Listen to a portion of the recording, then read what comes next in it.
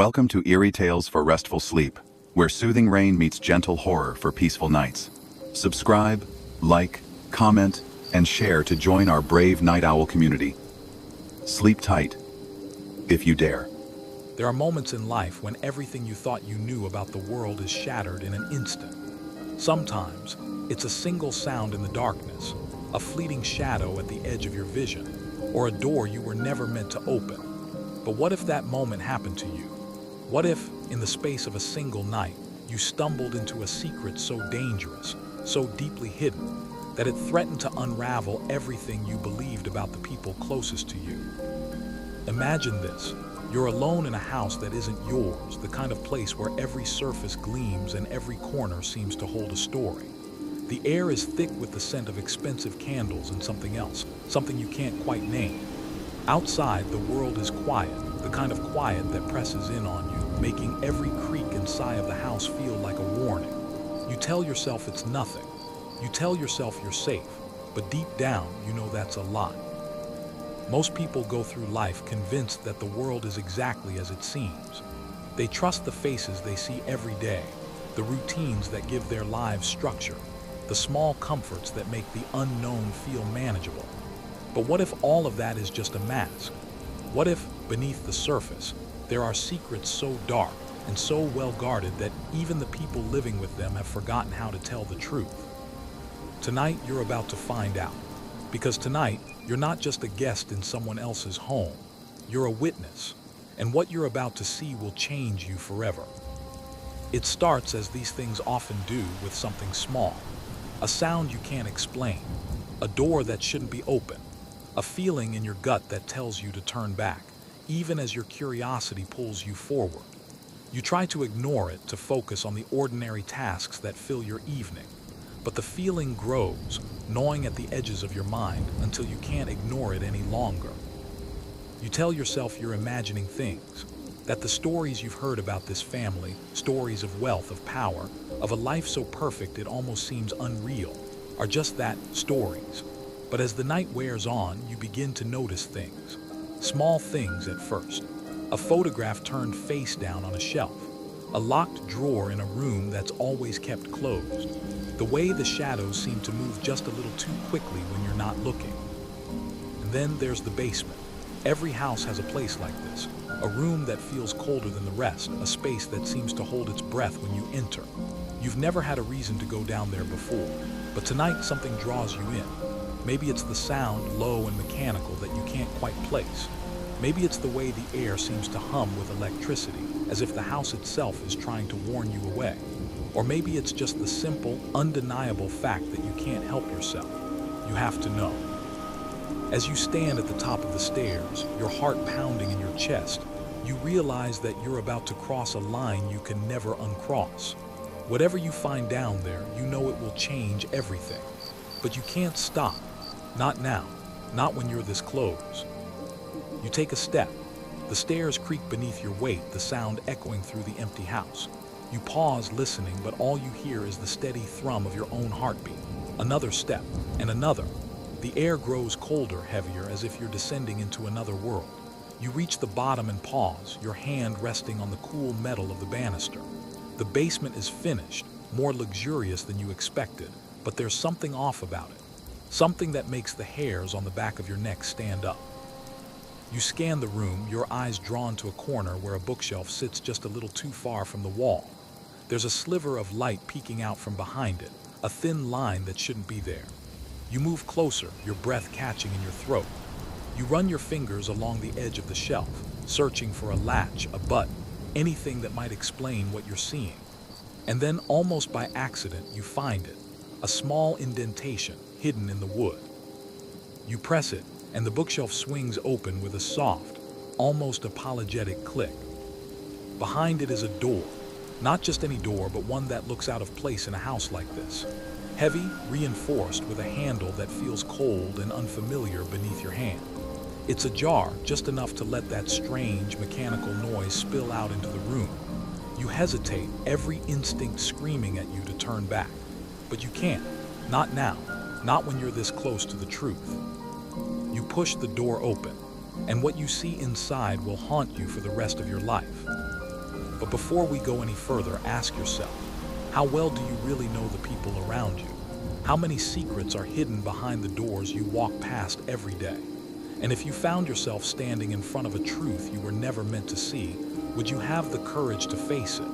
Or would you turn away, pretending you never seen anything at all? Tonight, you're going to find out, because this isn't just a story, it's a warning. And by the time it's over, you'll never look at the world the same way again. The house itself was the kind of place you'd see in a glossy magazine, the kind that made you wonder what it would be like to live a life so perfectly arranged. Every detail seemed chosen for effect. The manicured lawn outside, trimmed so precisely it looked almost artificial. The stone walkway winding up to a front door painted a deep, inviting blue. The porch light casting a warm, golden glow that promised comfort and safety. But as you stepped inside, you couldn't shake the feeling that something was just a little too perfect, a little too staged, as if the house was trying too hard to convince you that everything was normal. Inside, the air was cool and faintly scented with lavender, the kind of fragrance that lingers in expensive homes and high-end boutiques. The floors gleamed beneath your feet, polished to a mirror shine, and the walls were lined with tasteful art, abstract paintings in muted colors, black and white photographs of cityscapes, a few family portraits that seemed almost too formal, as if the people in them were playing roles rather than simply living their lives. The furniture was modern and understated, all clean lines and soft fabrics, arranged in a way that suggested both comfort and control. You'd been here before, of course. You'd spent evenings in this house, moving through its rooms with the easy familiarity of someone who belonged, or at least someone who was allowed to pretend. You knew the rhythm of the place, the way the kitchen always smelled faintly of fresh bread, the way the living room filled with golden light in the late afternoon, the way the upstairs hallway creaked just outside the master bedroom. But tonight, everything felt different. The house was quieter than usual. The silence pressing in on you from all sides, broken only by the occasional hum of the refrigerator or the distant ticking of a clock. You tried to focus on the ordinary things, the things that made you feel safe. You checked your phone, scrolled through messages, glanced at the time. You made a mental list of the tasks you needed to finish before the night was over. Put the dishes away, lock the doors, turn off the lights. But no matter how hard you tried, you couldn't shake the sense that you were being watched, that the house itself was holding its breath, waiting for something to happen. The family you worked for, the Bakers, were the kind of people who seemed to have it all. Mr. Baker was a tall, reserved man with a sharp jawline and a wardrobe full of tailored suits. He moved through the world with the quiet confidence of someone who is used to being in control, his words always measured, his smile never quite reaching his eyes. Mrs. Baker, on the other hand, was warm and effusive, her laughter filling the room like sunlight. She had a way of making you feel at ease, of drawing you into her orbit with stories about her childhood or the latest neighborhood gossip. Their daughter, Lily, was a sweet, curious child with a mop of curly hair and a smile that could melt even the coldest heart. On the surface, they were the perfect family. They hosted dinner parties for the neighbors, volunteered at local charities, attended every school event with enthusiasm. Their social media feeds were filled with photos of vacations in exotic locations, holiday gatherings around a roaring fire, candid shots of Lily playing in the backyard with the family dog. To anyone looking in from the outside, the Bakers were the embodiment of the American dream. But as you moved through the house tonight, you couldn't help but notice the cracks in the facade. The way Mr. Baker's office door was always locked, even when he wasn't home. The way Mrs. Baker's smile sometimes faltered when she thought no one was looking. The way Lily clung to her stuffed rabbit, her eyes darting nervously to the shadows in the corners of her room. There was a tension in the air, a sense of something unspoken lurking just beneath the surface. You tried to tell yourself it was nothing, that every family had its secrets, its private struggles. But the feeling wouldn't go away. It clung to you like a second skin, making every sound seem louder, every shadow seem darker. You found yourself glancing over your shoulder, listening for footsteps that never came, watching the windows for movement outside. The evening unfolded in a series of familiar rituals. You played board games with Lily, her laughter echoing through the house as she beat you at Candyland for the third time in a row. You read her favorite storybook, your voice soft and soothing as her eyelids grew heavy. You tucked her into bed, smoothing her hair back from her forehead and promising to leave the hallway light on. She clutched her rabbit tightly, her small fingers twisting the worn fabric as she whispered goodnight.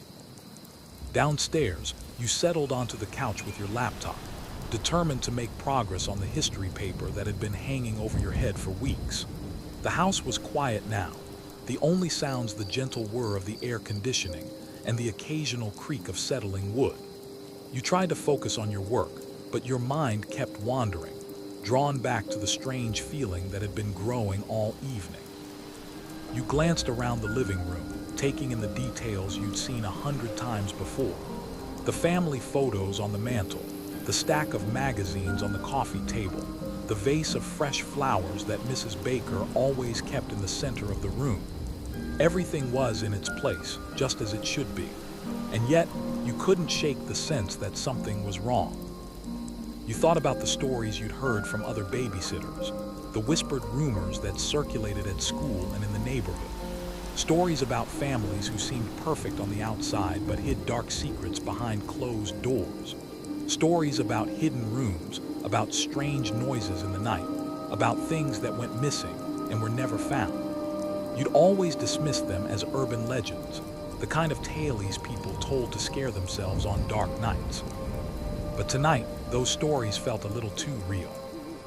You tried to laugh it off, to remind yourself that you were being ridiculous, but the feeling only grew stronger, a knot of unease tightening in your stomach. You found yourself listening for sounds you couldn't explain, watching the shadows for movement that never came. The house felt different tonight, colder, emptier, as if it was holding its breath, waiting for something to happen. You stood up, stretching your legs and moving to the window.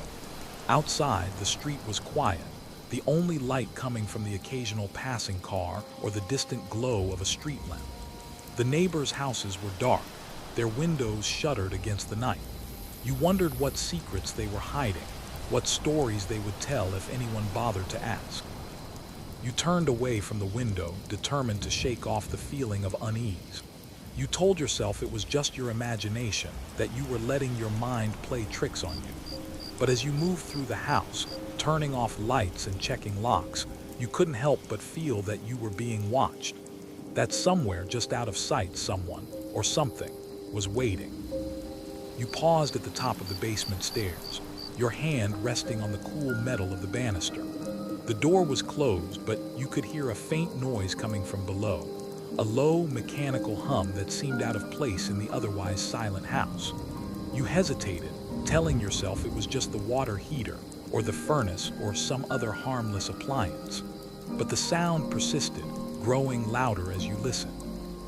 You glanced back down the hallway, half expecting to see someone standing there, watching you. But the house was empty, the only movement the slow, steady ticking of the grandfather clock in the foyer. You took a deep breath, steeling yourself against the fear that was threatening to overwhelm you. You told yourself you were being silly, that there was nothing to be afraid of. But as you stood there, listening to the strange noise coming from the basement, you couldn't help but wonder what secrets the house was hiding, what stories it would tell if only the walls could speak. You took a step towards the basement door, your heart pounding in your chest. The air seemed to grow colder, heavier, as if the house itself was trying to warn you away. You hesitated, your hand hovering over the doorknob, torn between curiosity and fear. And in that moment, you realized that you were standing on the edge of something vast and unknowable, that the world you thought you knew was just a thin veneer, a fragile mask hiding secrets you could barely imagine. That behind every closed door, every locked drawer, every whispered conversation, there was a story waiting to be uncovered. You took a deep breath, your fingers closing around the doorknob. The metal was cold beneath your skin, sending a shiver up your spine. You turned the handle slowly, the sound echoing through the silent house. As the door swung open, the noise from the basement grew louder, filling the air with its strange, mechanical rhythm. You stood at the top of the stairs, peering into the darkness below, your heart racing with a mixture of fear and anticipation.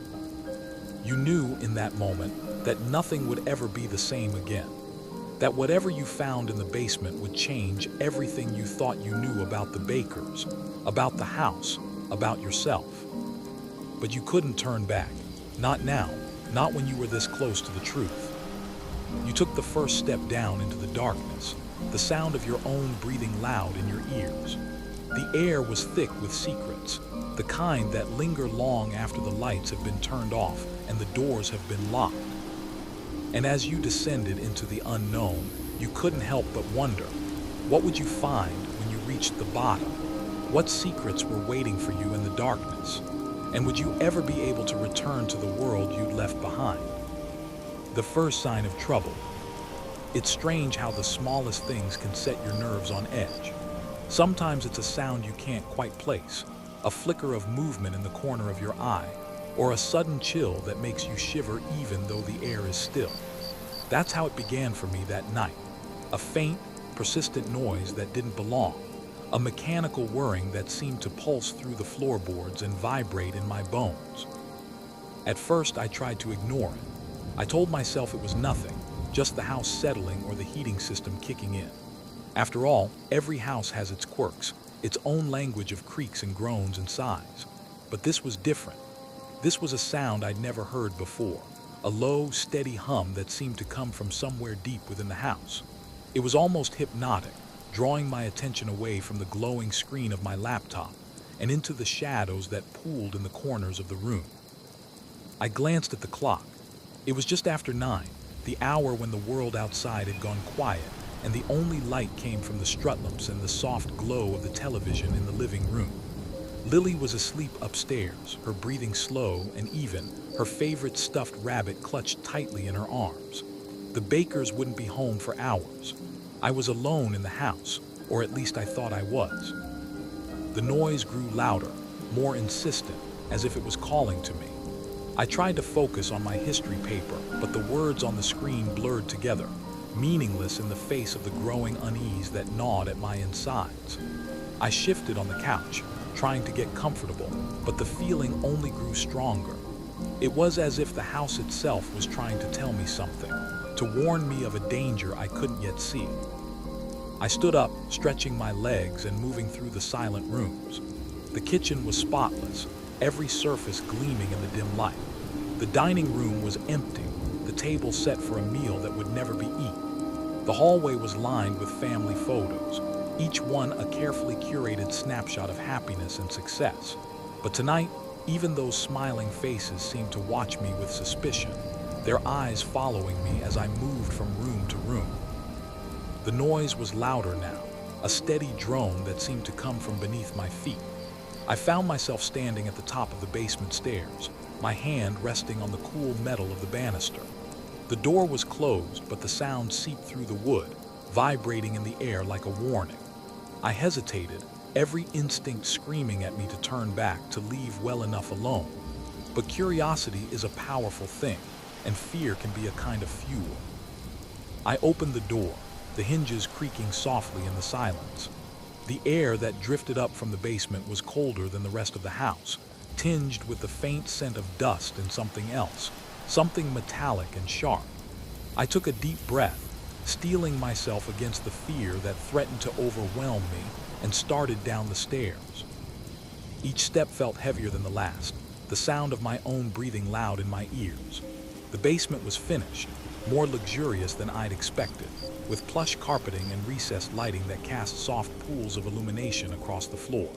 A large television dominated one wall, surrounded by leather couches that looked barely used. A pool table stood in the corner, its green felt pristine and untouched. Everything was immaculate, as if the room was waiting for guests who would never arrive. But the noise wasn't coming from any of these things. It was coming from the far corner of the room, where a bookshelf stood slightly askew, its shelves lined with hardcover books and decorative objects. As I moved closer, I noticed a thin line of light peeking out from behind the shelf, a sliver of brightness that shouldn't have been there. My heart rate picked up, my palms growing slick with sweat as I reached out to touch the edge of the bookshelf. I ran my fingers along the wood, searching for anything unusual. There, a small indentation, almost invisible unless you knew where to look. I pressed it, and the bookshelf swung open with a soft click, revealing a hidden door behind it. The door was slightly ajar, the mechanical whirring now loud and clear, filling the air with its relentless rhythm. I hesitated, my hand on the door handle. Every instinct told me to turn back, to close the bookshelf and pretend I'd never seen it. But I couldn't. Not now. Not when I was this close to the truth. I pushed the door open, and the room beyond was nothing like I'd expected. It was small, maybe 10 feet by 10 feet, the walls lined with computer monitors that flickered with images from security cameras. I recognized some of the locations: the baker's front yard, their kitchen, even Lily's bedroom. But others were unfamiliar: office buildings, parking lots, the interiors of what looked like other homes. In the center of the room stood a desk, its surface covered in papers and photographs, a sleek laptop open and humming, lines of code scrolling across its screen. This was the source of the noise, the laptop's fan working overtime, struggling to keep up with whatever it was being asked to do. My breath caught in my throat as I moved closer, my eyes scanning the photographs scattered across the desk.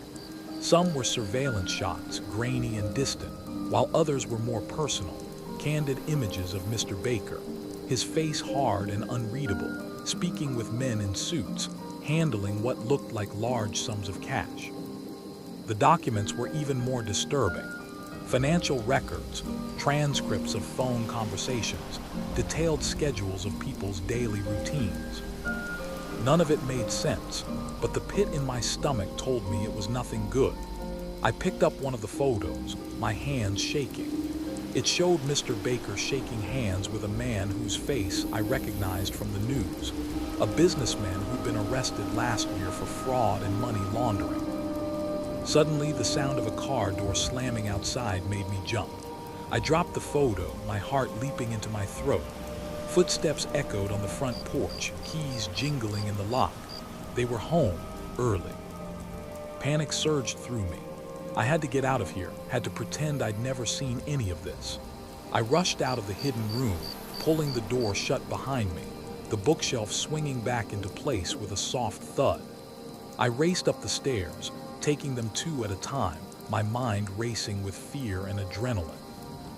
As I reached the top of the stairs, I could hear voices in the foyer, Mr. and Mrs. Baker, their tones casual and light, as if nothing was amiss. I burst into the living room, diving for the couch where I'd left my laptop, trying to look as if I'd been there all along. My heart was pounding so hard I was sure they'd hear it. "Oh, hello there." Mrs. Baker's voice rang out, cheerful as ever. "How was Lily?" I looked up, forcing a smile. "She was great," I said, proud of how steady my voice sounded. "Went to bed without any fuss." Mr. Baker nodded, hanging up his coat. His eyes met mine, and for a moment I thought I saw something there, a flicker of suspicion, perhaps, but it was gone so quickly I might have imagined it. "Thanks for staying late," he said. "We got caught up at the charity event." I nodded, gathering my things, every movement feeling exaggerated, as if my body was screaming out my guilt. "No problem at all," I managed. "I got some studying done." As I made my way to the door, Mrs. Baker handed me my payment, a crisp $100 bill. "See you next week," she asked. I hesitated for a fraction of a second. Could I come back here knowing what I knew, but refusing would look suspicious? "Of course," I said, plastering on another smile. "Have a good night." The cool night air hit me as I stepped outside, and I gulped it down gratefully. My car was parked at the curb, and I forced myself to walk to it at a normal pace. "Don't run," I told myself. "Act natural." Once inside, I locked the doors and sat there, hands gripping the steering wheel, my mind racing. What had I just seen? Who were the Bakers, really? What was Mr. Baker involved in? I started the engine, desperate to put distance between myself and that house. As I pulled away from the curb, I glanced in the rearview mirror. Mr. Baker stood in the doorway, watching me leave, the porch light casting shadows across his face, making him look sinister and unfamiliar. I drove home on autopilot, my thoughts a chaotic whirl. What was I supposed to do with this information? Go to the police? But with what evidence? I had nothing but my word, and who would believe a college student babysitter over a respected businessman? When I got home, I double-checked all the locks on my apartment door. I knew I was being paranoid, but I couldn't shake the feeling of being watched. I sat on my bed, hugging my knees to my chest, and tried to think rationally. Maybe there was an innocent explanation. Maybe Mr. Baker was some kind of private investigator and this was all for a case. But deep down, I knew that wasn't true. The cash, the shady meetings, the extensive surveillance, it all pointed to something illegal. I barely slept that night, tossing and turning as my mind conjured up increasingly terrifying scenarios. By morning, I'd made a decision. I couldn't go back to that house. I'd call Mrs. Baker, make up some excuse about my class schedule changing. It wasn't ideal, but it was better than walking back into what felt like a lion's den. But as I reached for my phone, it buzzed with an incoming text. My blood ran cold as I read the message from an unknown number. Enjoyed your little exploration last night. Let's talk. Come to the house at 2:00 p.m. Come alone, or things will get unpleasant for you and your family. My hands shook as I dropped the phone. They knew. Somehow they knew I'd been in that room. Had there been a hidden camera I hadn't noticed? Or had I left some trace of my presence? I thought about running, about packing a bag and just driving until I couldn't anymore. But the threat hung heavy in my mind. Your family, the text had said. They knew who I was, who my loved ones were. I glanced at the clock. 10 a.m. 4 hours until I had to face whatever was waiting for me at the Baker's house.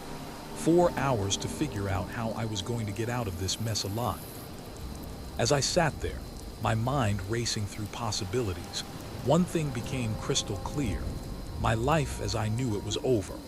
Whatever happened at 2 p.m., I'd be stepping into a world I never asked to be part of, a world of secrets and dangers I couldn't begin to comprehend.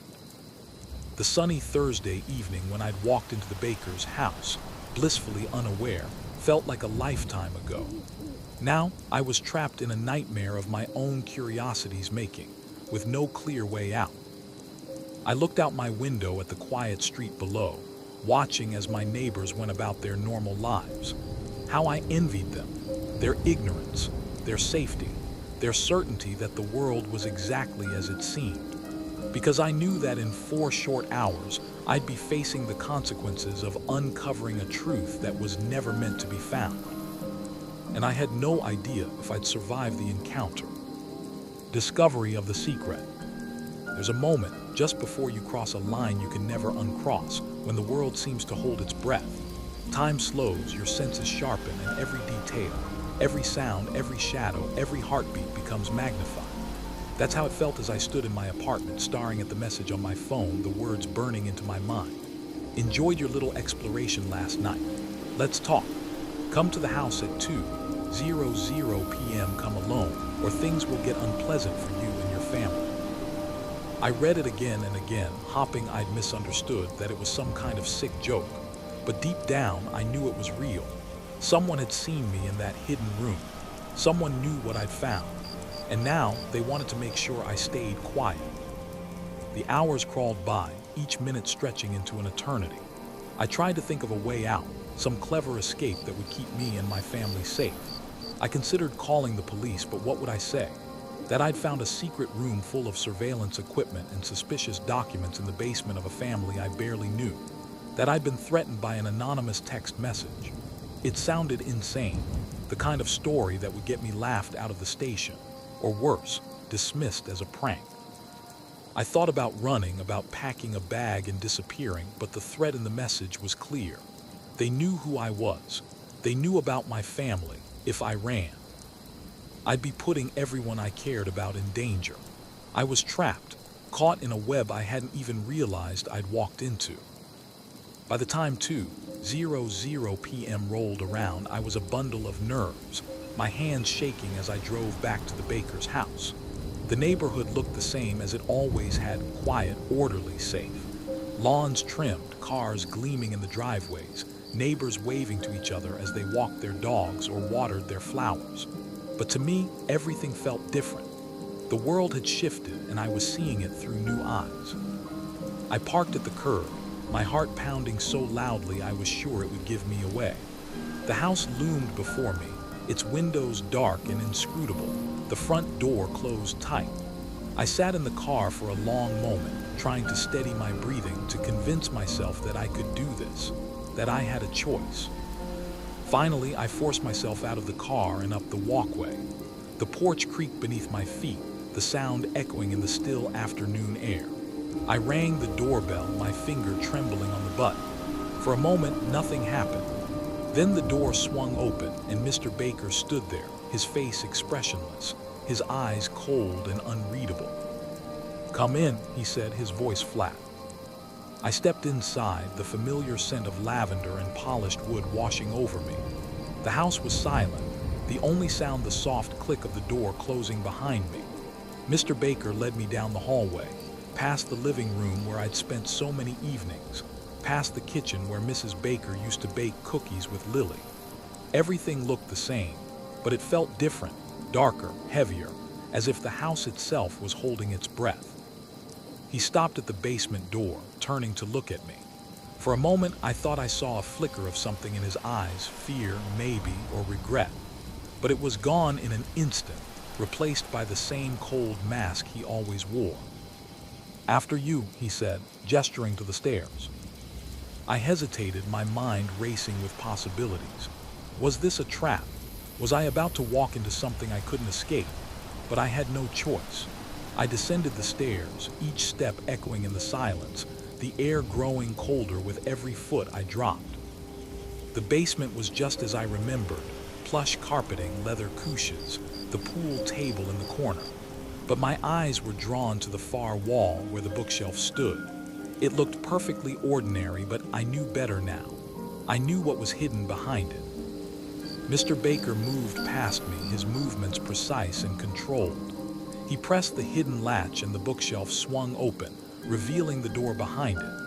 He pushed it open, and the mechanical whirring I'd heard the night before filled the air, louder now, more insistent. "Inside," he said. I stepped into the hidden room, my heart pounding in my chest.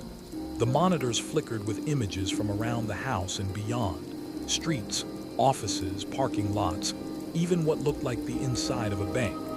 The desk was covered in papers, photographs, and a laptop that hummed with activity, lines of code scrolling across the screen.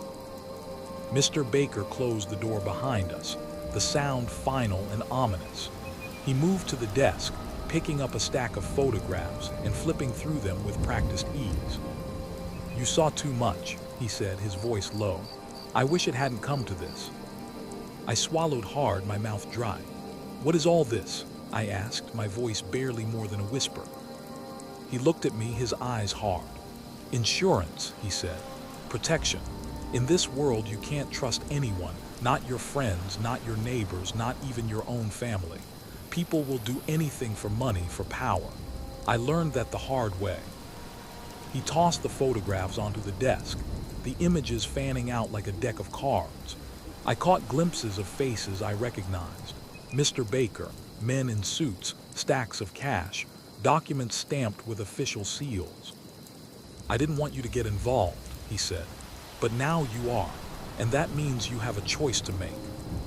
I stared at him, my mind reeling. What kind of choice? He leaned in, his voice dropping to a whisper.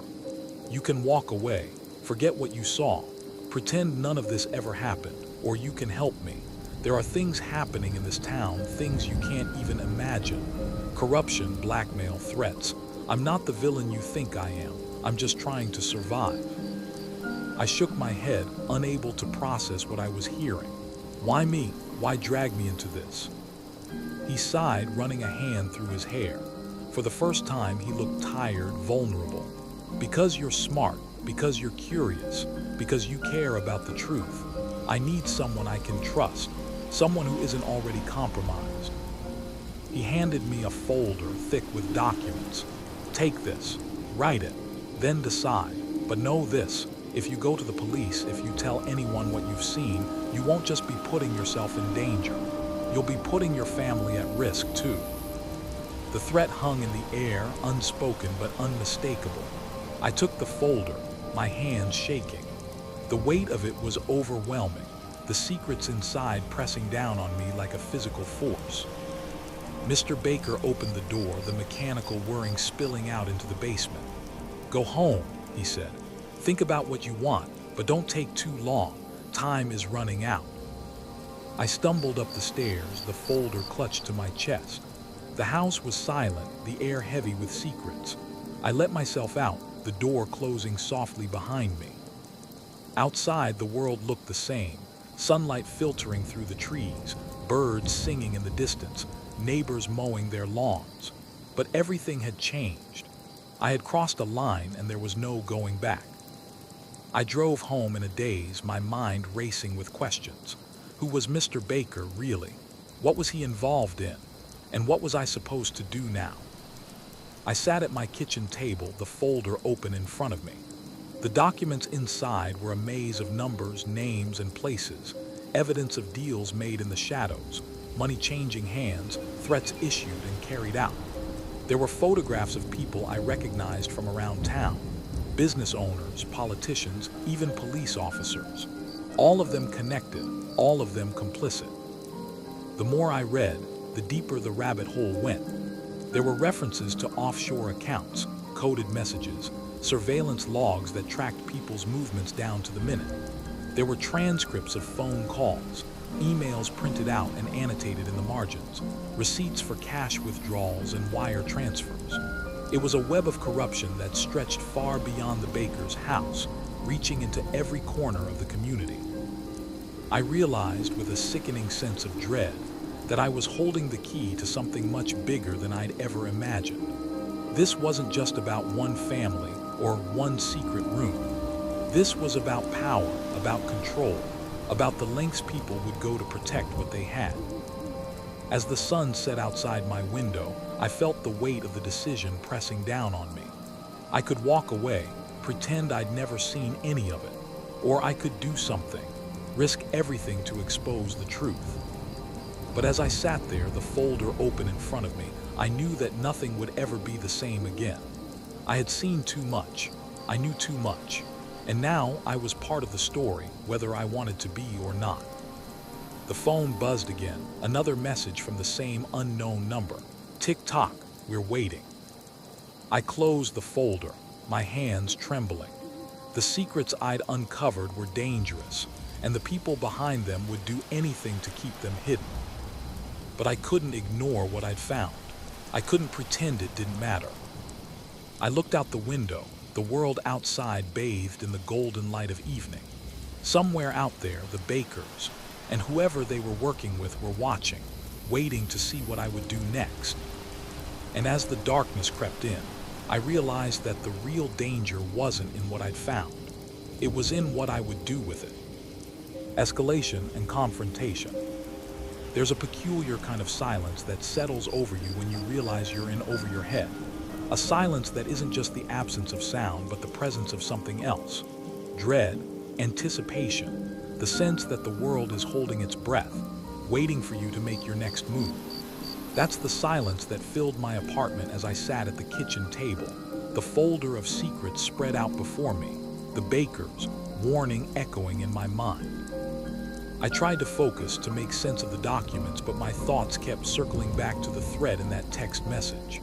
Tick-tock, we're waiting. The words pulsed in my mind, a countdown I couldn't ignore. Every time my phone buzzed, I jumped, half expecting another message, another demand, another reminder that I was being watched. I barely slept that night.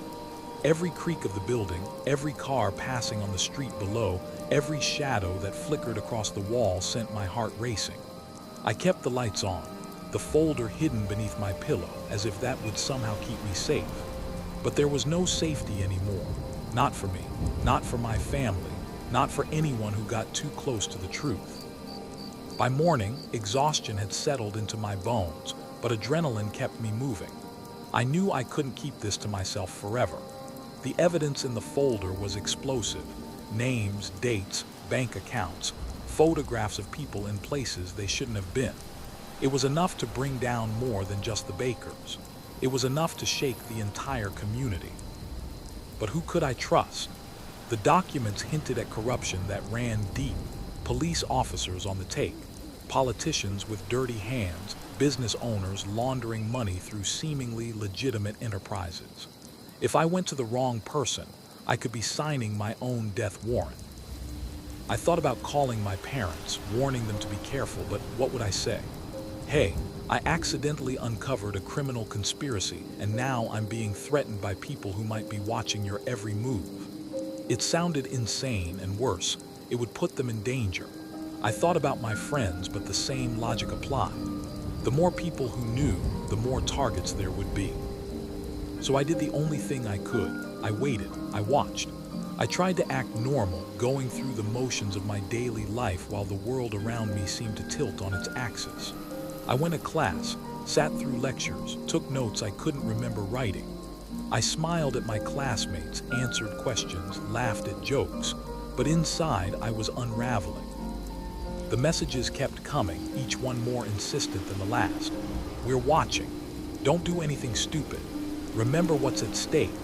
Sometimes they came from unknown numbers, sometimes from numbers that looked eerily familiar, numbers that matched those of my friends, my family, my professors. It was a psychological game, and I was losing.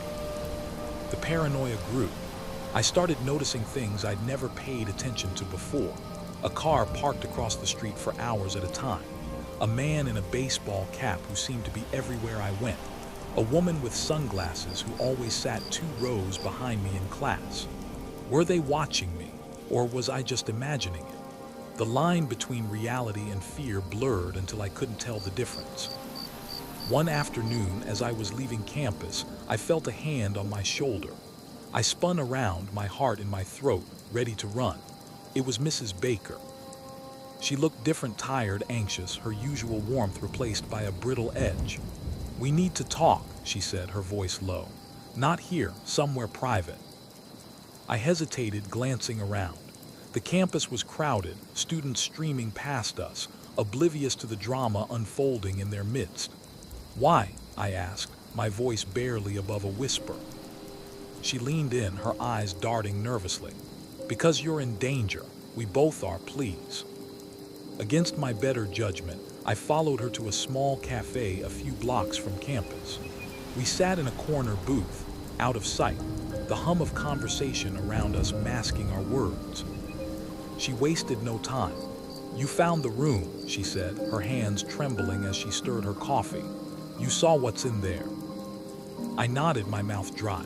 "What is all of this? What are you and Mr. Baker involved in?" She shook her head, her eyes filling with tears. "It's not what you think, at least not entirely. My husband, he got involved with some very dangerous people. At first it was just business, investments, partnerships, things that seemed legitimate. But then the threats started, the demands. He tried to back out, but it was too late. They had leverage, photos, recordings, things that could ruin us." She looked at me, her expression pleading.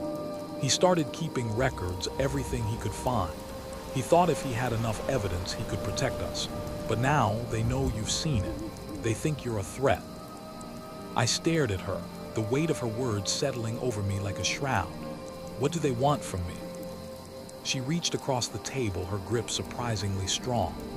"They want you to disappear, to forget what you saw, but if you don't, they'll come after you. And not just you. Your family, your friends, anyone you care about." A cold chill ran down my spine. So what am I supposed to do? Just pretend none of this ever happened? She shook her head, her voice barely audible. "I don't know, but whatever you do, be careful. Trust no one, not even us." We sat in silence, the noise of the cafe fading into the background. I realized with a sickening sense of clarity that I was truly alone. The Bakers were as trapped as I was, pawns in a game they couldn't control. As I left the cafe, I felt eyes on me, watchful, calculating, waiting for me to slip up. I hurried home, locking the door behind me, checking the windows, drawing the curtains. I tried to calm myself, to think rationally, but the fear was overwhelming. That night the phone rang. I let it go to voicemail, but the message was waiting for me. You have 24 hours. Do the right thing or you'll regret it. I barely slept, my mind racing with possibilities. Should I go to the police? Should I run? Should I confront Mr. Baker, demand answers, force him to help me?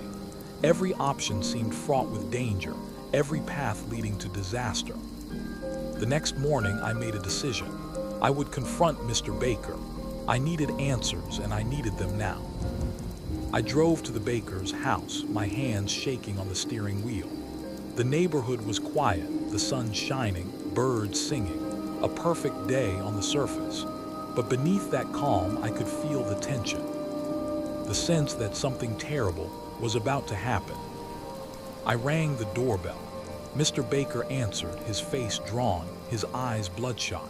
He didn't say a word, just stepped aside to let me in. We sat in his office, the door closed, the blinds drawn. The air was thick with unspoken words. I know about the threats, I said, my voice steady despite the fear gnawing at my insides. I know about the evidence. I know you're in trouble, but so am I, and I need to know what you're going to do about it. He stared at me for a long moment, then sighed, his shoulders slumping. I never wanted this, he said. I thought I could control it. I thought I could protect my family, but it's too late for that now. He opened a drawer, pulling out a small black notebook. This is everything I have, names, dates, transactions. If anything happens to me, take it to the press, not the police. The press. They're the only ones who might be able to do something. He slid the notebook across the desk. But be careful. They're watching. They have people everywhere. If they even suspect you're going to expose them, they'll come after you. I took the notebook, my hands trembling. What about you? What are you going to do? He shook his head, a bitter smile on his lips. I'm already finished, but maybe you still have a chance. As I left the house, I felt a strange mix of relief and terror. I had what I needed, proof, leverage, a way out. But I also had a target on my back, and I knew it was only a matter of time before they came for me. The next 24 hours were a blur. I made copies of the notebook, hid them in places no one would think to look. I wrote letters to my family just in case. I kept my phone closed, watching for messages, for threats, for any sign that they were closing in. And then just as the sun was setting, I heard it, a knock at the door. 3 sharp raps, precise and deliberate. I froze, my heart pounding. I crept to the window, peering through the blinds. A black car was parked at the curb, its engine idling. 2 men stood on the porch, their faces hidden in shadow. The knock came again, louder this time. We know you're in there, a voice called. Open the door, we just want to talk. I backed away, my mind racing. Should I run? Should I call for help? Should I open the door and face whatever was waiting for me? The choice was made for me. The door burst open, the men flooding into the apartment, their movements swift and practiced. They grabbed me, pinning my arms behind my back, dragging me into the living room. One of them leaned in, his breath hot against my ear. You should have listened, he whispered. Now it's too late. They searched the apartment, tearing through drawers, upending furniture, looking for the notebook. I kept silent, my mind racing with fear and adrenaline. Finally, they found nothing. The leader turned to me, his eyes cold. Where is it? He demanded. I shook my head, refusing to answer. He slapped me hard, the sting of it snapping me back to reality. Last chance, he said. Tell us where it is or we start with your family. A surge of anger rose in me, cutting through the fear. You'll never find it, I spat. And if anything happens to me, the whole world will know.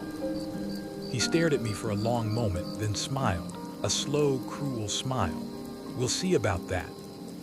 They left as quickly as they'd come, the door slamming behind them. I collapsed onto the floor, shaking, the reality of what had just happened crashing over me. I was in deeper than I'd ever imagined. The danger was real and it was closing in, but I wasn't going to back down. Not now, not when I was this close to the truth. As night fell, I sat in the darkness, the notebook clutched to my chest, my mind racing with plans and possibilities. I knew the next move was mine, and whatever happened, I was ready to fight. Because sometimes, the only way out is through. The turning point. There's a moment in every story when the main character realizes that running is no longer an option. When the fear of what might happen if you act is finally outweighed by the certainty of what will happen if you don't. For me, that moment came in the darkness after the men left my apartment, the echo of their threats still ringing in my ears, the bruises on my face, a constant reminder that I was in real, immediate danger. I sat on the floor for a long time, the city's night sounds muffled by the thick walls, the only light coming from the street lamp outside my window. My mind was a storm of fear, anger, and adrenaline. I replayed every word Mr. Baker had said, every warning Mrs. Baker had whispered, every threat that had come through my phone. I thought about my family, my friends, the people I cared about, people who had no idea how close they were to being pulled into this nightmare. I knew I couldn't keep hiding. I couldn't keep waiting for the next knock at the door, the next message, the next attack. If I wanted to survive, if I wanted to protect the people I loved, I had to take control. I had to fight back. But how? The notebook Mr. Baker had given me was a weapon, but it was also a target. As long as I had it, I was in danger. But if I used it, if I exposed the truth, I might be able to bring the whole operation down. The question was, who could I trust to help me? I thought about the press just as Mr. Baker had suggested. The police were out of the question. The documents made it clear that at least some officers were compromised. But the media, real journalists, the kind who still believed in the power of the truth, might be my only hope. I spent the next few hours researching, my fingers flying over the keyboard as I searched for reporters who had covered corruption, who had a reputation for digging deep and refusing to back down. I found a name that kept coming up, Rachel Kim, an investigative journalist known for exposing political scandals and organized crime. She had a reputation for being relentless, for protecting her sources, for never backing down in the face of threats. I drafted an email, my hands shaking as I typed. I explained what I'd found, what I'd been through, what I was willing to risk. I attached a few scanned pages from the notebook, just enough to prove I was telling the truth, but not enough to give everything away. I hit send, my heart pounding, and waited. The reply came faster than I expected. "Meet me tonight, midnight, corner of 5th and Main. Come alone. Destroy this message after reading." I stared at the screen, the words blurring as exhaustion threatened to overtake me. Midnight was only a few hours away. I had to be careful. If the people watching me suspected I was about to go public, they'd stop at nothing to silence me. I packed the notebook in a backpack, along with the copies I'd made. I left my phone behind, knowing it could be tracked. I dressed in dark clothes, pulled a baseball cap low over my eyes, and slipped out the back door of my building, taking side streets and alleys, always watching for anyone who might be following. The city was quiet at midnight, the usual bustle replaced by an eerie stillness. I reached the corner of 5th and Main, my nerves stretched to the breaking point. Rachel was already there, leaning against a lamppost, her face shadowed by the brim of her hat. She looked up as I approached, her eyes sharp and assessing. "You're the one who sent the email." I nodded, my voice barely more than a whisper. "I have proof, everything you need to bring them down." She motioned for me to follow her, leading me into a nearby diner that was nearly empty at this hour. We slid into a booth at the back, out of sight of the windows. She ordered coffee for both of us, then turned her attention to me. "Start from the beginning," she said, her voice calm but urgent. Don't leave anything out. I told her everything. How I discovered the hidden room, the surveillance, the documents, the threats. I showed her the notebook, the copies, the photographs. She listened without interrupting, her pen flying across her notepad as she took it all in. When I finished, she leaned back, her expression grim. This is big, she said. Bigger than anything I've worked on before. If what you're saying is true, this could bring down half the city's power structure. It's all true, I said, my voice shaking. But they know I have it. They've already come after me. They threatened my family. She nodded, her eyes hard. We'll have to move fast. I'll need to verify everything, get it to my editor, make sure we have enough to go public. But you need to disappear for a while, go somewhere safe. Don't contact anyone. Don't use your phone. I'll be in touch when it's time. I hesitated, fear gnawing at me. What if they find me? She reached across the table, her grip reassuring. I've dealt with people like this before. They're dangerous, but they're not invincible. The truth is your best weapon, but you have to be smart. You have to trust me. I nodded, the weight of the decision settling over me. I handed her the notebook, the copies, everything I had. She tucked them into her bag, her movements quick and practiced. Go, she said. Now I'll handle the rest. I slipped out of the diner, my heart pounding. I took a circuitous route home, always watching for anyone who might be following. I packed a bag with essentials, clothes, cash, a burner phone I'd bought earlier that day. I left a note for my family, just in case, telling them I loved them and that I'd be back as soon as it was safe. I checked into a cheap motel on the edge of town, paying cash and using a fake name. I drew the curtains, locked the door, and waited. The hours crawled by, each minute stretching into an eternity. I watched the news, searching for any sign that the story had broken, that the truth was finally coming to light. I checked the burner phone, waiting for Rachel's call. Finally, just before dawn, the phone buzzed. A single message. It's happening. Turn on channel 7. I fumbled for the remote, my hands shaking. The news anchor's face filled the screen, her expression grave. We begin this morning with breaking news, she said. An explosive investigation has uncovered a web of corruption and criminal activity involving some of the city's most prominent citizens. The evidence, provided by an anonymous source, includes financial records, surveillance footage, and photographs implicating business leaders, politicians, and law enforcement officials in a wide-ranging conspiracy.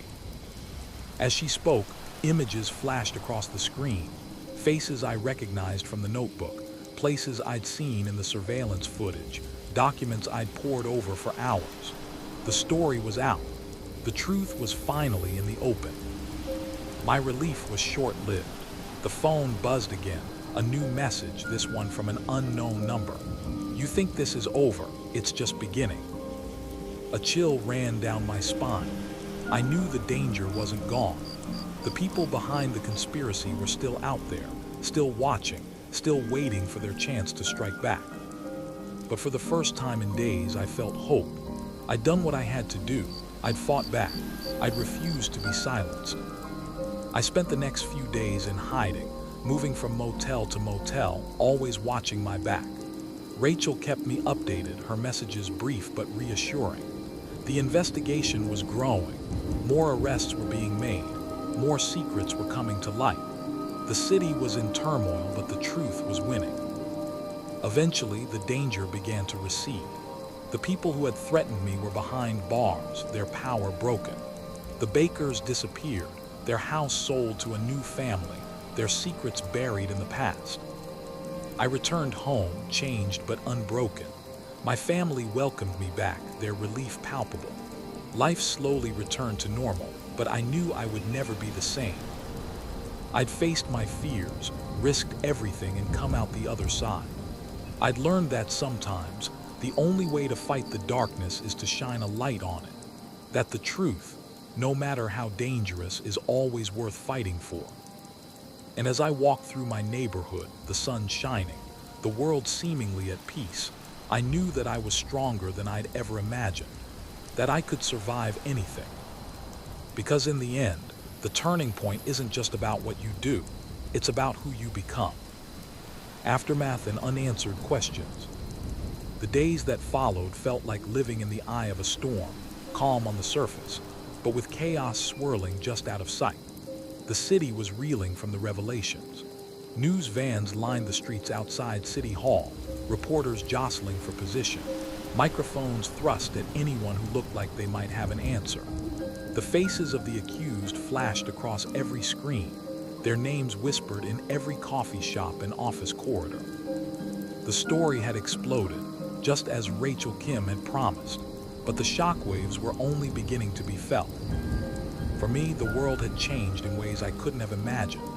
I was no longer just a college student, no longer just a babysitter who'd stumbled into something he shouldn't have seen.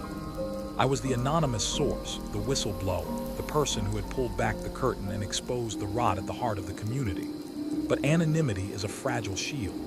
Even as the authorities promised to protect my identity, I could feel the eyes on me, curious, suspicious, sometimes even hostile.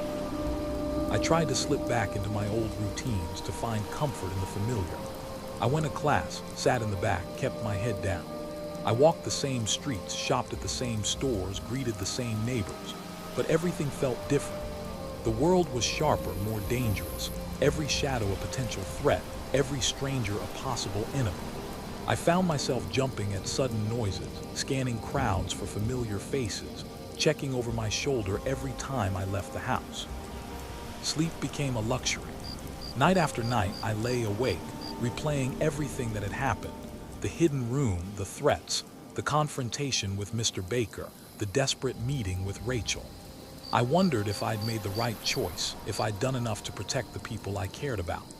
I wondered if the danger was really over, or if it was just waiting for the right moment to return. The city, too, was struggling to find its footing. The arrests had shaken the foundations of power, but the roots of corruption ran deep. Some of those implicated had vanished overnight, their homes abandoned, their bank accounts empty. Others fought back, hearing high-priced lawyers spinning elaborate stories for the press. Rumors swirled of secret deals, of evidence gone missing, of witnesses who had changed their stories or disappeared altogether. Rachel kept in touch, her messages a lifeline in the chaos. She told me about the progress of the investigation, about the new leads that were emerging, about the people who were coming forward with their own stories. She warned me to stay vigilant, to trust no one, to keep my head down until the dust settled. "You did the right thing," she wrote, "but the story isn't over yet." And she was right. For every question that had been answered, a dozen more had taken its place. Who were the men who had threatened me? Who else had been involved in the conspiracy? How far did the corruption really go? The documents I'd handed over were just the tip of the iceberg, a glimpse into a world of secrets and lies that stretched far beyond the Baker's house. Sometimes late at night, I found myself thinking about the Bakers. Their house had been sold, the new owners blissfully unaware of the secrets hidden in the basement. Mr. Baker had vanished, his name now synonymous with scandal, his family's fate a mystery. Mrs. Baker, too, had disappeared, her warmth and kindness replaced in my memory by the fear and desperation I'd seen in her eyes. And Lily, sweet, innocent Lily, what had become of her? Had she been swept up in the chaos, or had she found a way to escape, to start over somewhere new? I wondered, too, about the others whose faces I'd seen in the photographs and documents. The men in suits, the business owners, the politicians. Some had been arrested, their mugshots splashed across the news. Others had gone to ground, their whereabouts unknown. And some, I suspected, were still out there, watching, waiting, planning their next move. The paranoia never fully left me. Even as the weeks passed and the headlines faded, I found myself looking for signs that the danger had returned. A car parked too long outside my apartment, a stranger lingering in the hallway, a phone call with no one on the other end. I changed my routines, took different routes to class, avoided places where I might be recognized. I kept the burner phone Rachel had given me, just in case. But life, as it always does, found a way to move forward. The city began to heal, the wounds of the scandal slowly scabbing over. New leaders stepped in, promising reform, transparency, a fresh start. The news cycle moved on, chasing the next big story, the next scandal, the next crisis. My classmates stopped whispering, my professors stopped asking questions, my neighbors stopped starring.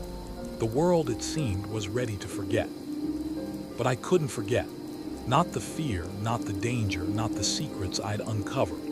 I carried them with me, a weight I couldn't put down. I wondered if I'd ever be able to trust again, if I'd ever feel truly safe.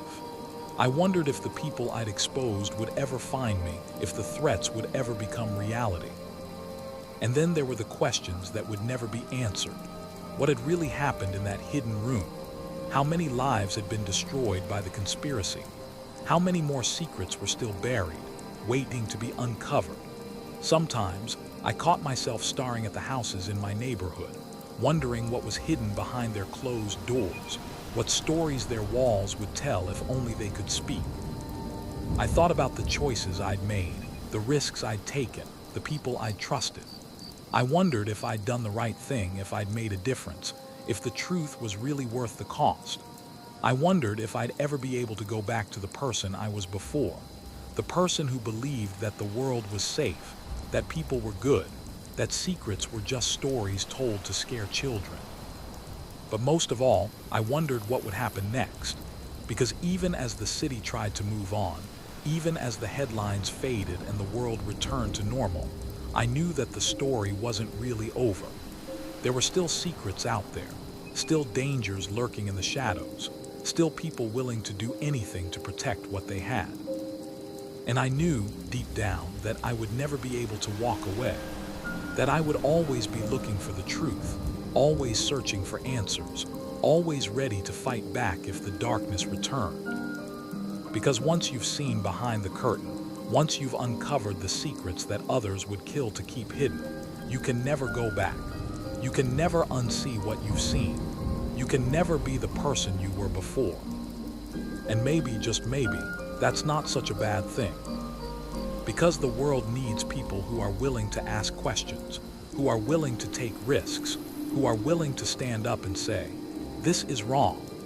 The world needs people who aren't afraid to shine a light into the darkness, even when it means putting themselves in danger. The world needs people who understand that the story never really ends, that there are always more secrets to uncover, more truths to tell, more battles to fight. And as I looked out at the city, the sun rising over the rooftops, I knew that I was ready. Ready for whatever came next. Ready to face the unanswered questions, the lingering dangers, the secrets that still waited in the shadows. Because in the end, the only way to survive in a world full of secrets is to keep searching for the truth, no matter how dangerous, no matter how difficult, no matter how high the cost. And that's exactly what I intended to do. It's strange how the world can look exactly the same, even after everything has changed. The sun still rises, the city still hums with life, and people still go about their routines, blissfully unaware of the secrets swirling just beneath the surface. But for those who have glimpsed the darkness, who have stood at the edge of the unknown and dared to look inside, nothing is ever truly the same again. I walk the same streets I always have, but now I see them differently. Every face in the crowd is a story waiting to be told, every closed door a mystery, every casual smile a mask that might be hiding something deeper. I find myself wondering about the people I pass. What secrets do they carry? What burdens do they bear?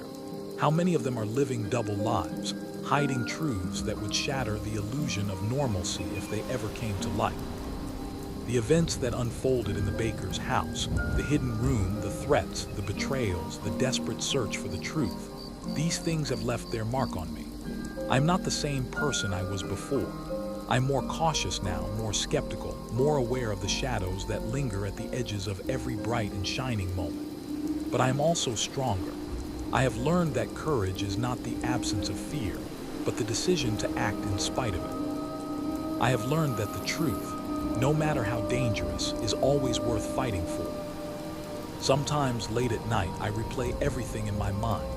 The first strange noise, the discovery of the secret room, the confrontation with Mr. Baker, the frantic meeting with Rachel, the sleepless nights spent waiting for the next threat.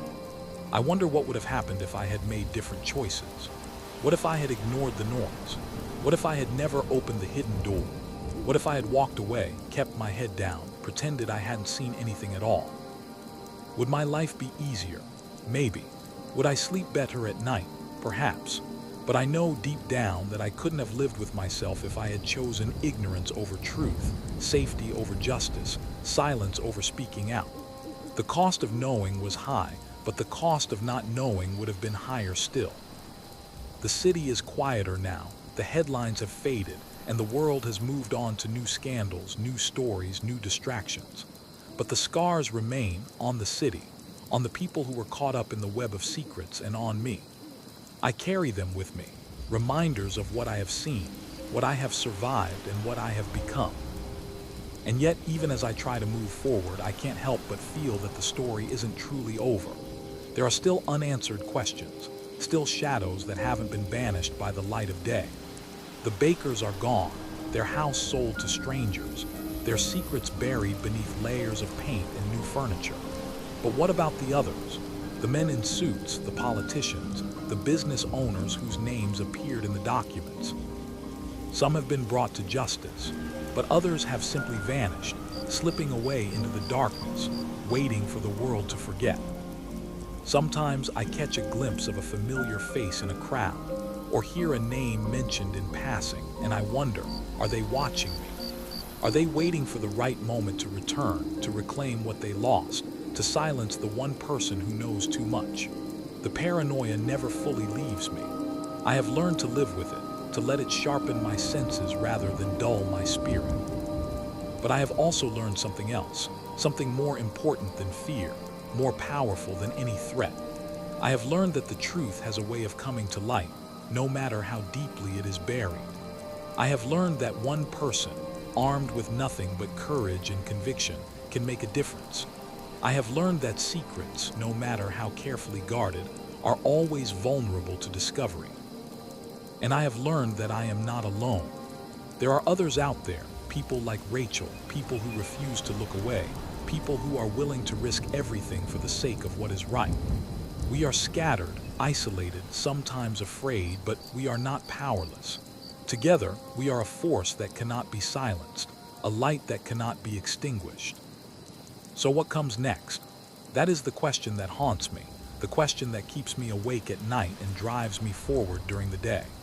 Will the city truly change, or will the old patterns reassert themselves, the old secrets resurface, the old dangers return? Will I ever be able to let my guard down, to trust again, to believe in the goodness of the world? I don't know, and maybe that's the point. Maybe the world is not meant to be safe, or simple, or easy to understand. Maybe the only certainty is that there will always be secrets, always be dangers, always be choices to make. Maybe the only thing that matters is how we respond, whether we choose to look away or to face the truth head-on, no matter the cost. As I stand at the edge of the city, watching the sun rise over the rooftops, I feel a strange sense of peace. I have survived the darkness. I have faced my fears. I have told my story. And now I am ready for whatever comes next. Because in the end, the story is never really over. There will always be new mysteries to unravel, new truths to uncover, new battles to fight. And as long as there are people willing to ask questions, willing to take risks, willing to stand up and say, "This is wrong," there is hope. So if you find yourself standing at the edge of the unknown, if you hear a noise in the darkness or see a door that shouldn't be open, remember this: you are not alone. You are stronger than you think. And the truth, no matter how dangerous, is always worth fighting for. Thank you for coming with me on this journey. Thank you for listening, for caring, for refusing to look away.